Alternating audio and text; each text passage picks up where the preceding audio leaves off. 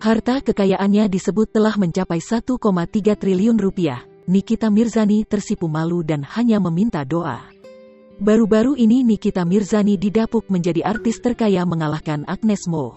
Menurut CelebrityNetwork.com, Nikita Mirzani dikabarkan menjadi artis nomor 1 paling kaya di Indonesia dengan total kekayaan mencapai 1,3 triliun rupiah.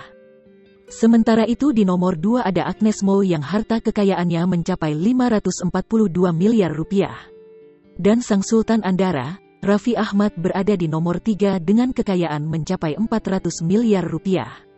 Namun sayang, banyak pihak yang tak percaya dengan harta kekayaan Nikita Mirzani tersebut. Lantas, pada baru-baru ini ibu 3 anak itu akhirnya buka suara soal harta kekayaannya itu. Mantan istri Dipo Latif ini hanya bisa tertawa saat dirinya dikabarkan menjadi artis terkaya di Indonesia. Ia tak membantah atau membenarkan soal kabar total kekayaannya mencapai 1,3 triliun rupiah.